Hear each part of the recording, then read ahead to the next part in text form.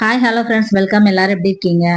இன்னைக்கு வந்து குழம்பு மிளகாத்தூள் அரைக்கலாம். இது வத்த குழம்பு, காரக்குழம்பு, சாம்பார் இந்த மாதிரி குழம்பு வகைங்களுக்கு போடுறதுக்காக நல்ல வாழைக்காய், உருளைக்கிழங்குலாம் ஃப்ரை பண்ணுவோம்ல, அந்த மாதிரி அதுக்கெலாம் பொடி போடுறதுக்காக அந்த குழம்பு மிளகாத்தூள் அரைக்க போகிறோம். 1 கிலோ மிளகா, 1 கிலோ தனியா எடுத்துக்கோங்க. அது கூட வெந்தயம், ஜீரகம், மிளகு, உளுத்தம்பருப்பு, துவரம்பருப்பு போட்டு அரைக்க போகிறோம். கொஞ்சம் லைட்டாக சூடு பண்ணிக்கலாம். ரொம்ப கலர் மாறுற அளவுக்கு வறுக்கக்கூடாது. உளுத்தம்பருப்பு ஒரு 100 கிராம் போட்டிருக்கேன். சூடு மட்டும் வந்தால் போதும். துவரம்பருப்பு ஒரு 100 கிராம். கலர் சேஞ்ச் ஆகணும்னு அவசியம் கிடையாது. அந்த பருப்பில் வந்து சூடு ஏறினா போதும். இல்லை நீ வறுக்க பிடிக்கல அப்படின்னா கூட இந்த அளவில் இந்த மெஷர்மெண்ட்டில் நீங்கள் வந்து வெயிலில் நல்லா வெயிலில் காய வச்சுட்டு மிஷினில் கொடுத்து அரைச்சிக்கோங்க. இதில் கொஞ்சம் ஓரளவு சூடு ஆயிடுச்சு. தனியாக எடுத்து போட்டு ஆற வச்சுக்கலாம்.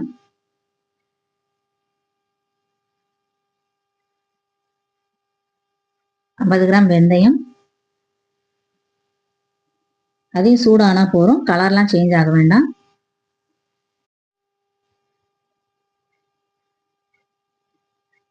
லைட்டாக சூடு பண்ணிக்கிட்டீங்கன்னா குழம்பு மிளகாத்தூள் வந்து நல்ல வாசனையாக இருக்கும்.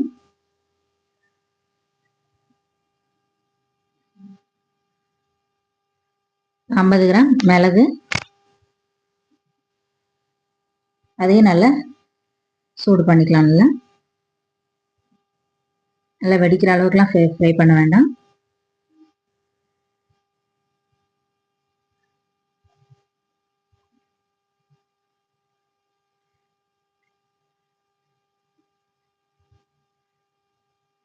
இப்போ அதோட ஜீரகம் சேர்த்துக்கோங்க. 50 கிராம்.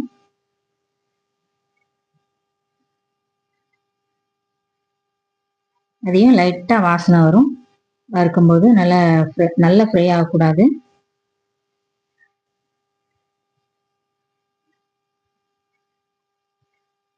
அவ்வளோதான். அதையும் எடுத்து ஆற வச்சிடலாம்.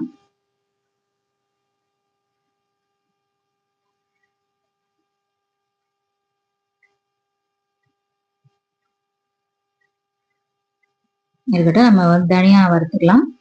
தனியா 1 கிலோ, மிளகா 1 கிலோ, அதையும் கொஞ்சம் கொஞ்சமாக போட்டு வறுத்து பேப்பரில் போட்டுக்கலாம். நல்ல சூடு ஏறினதுக்கப்புறம் பேப்பரில் கொட்டிடுங்க. கலர்லாம் சேஞ்ச் ஆக வேண்டாம் எதுவும்.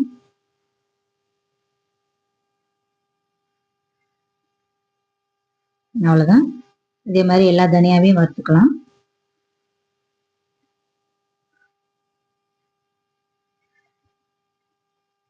நல்லா ஆற வச்சிடணும். நல்லா ஆற வச்சாதான் நல்லாயிருக்கும். இல்லைன்னா அந்த ஈரம் வந்து அதில் இருக்கும் சூடில்.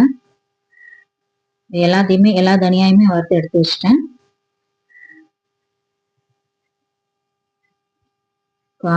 கொட்டினதுக்கப்புறம் ஆற ஆற எடுத்து வேற பாத்திரத்தில் எடுத்து வச்சிடலாம். அரைக்கிறதுக்கு, மிஷினில் கொடுத்து அரைக்கிறதுக்கு. மிளகாவையும் இந்த மாதிரி சூடு ஏறுற அளவுக்கு வறுத்தா போதும். ரொம்ப எண்ணெயெல்லாம் விடக்கூடாது. எண்ணெயெல்லாம் விட்டீங்கன்னா மிளகாத்தூள் வந்து ஆண்டு வராது. எண்ணெய் விடாம தான் எல்லாமே சூடு பண்ணணும்.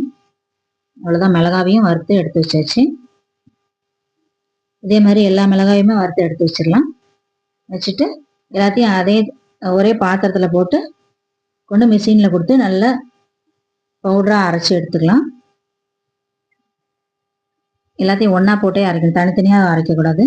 எல்லாத்தையும் ஒன்றா போட்டே மிஷினில் கொடுத்து அரைச்சி எடுத்துக்கலாம்.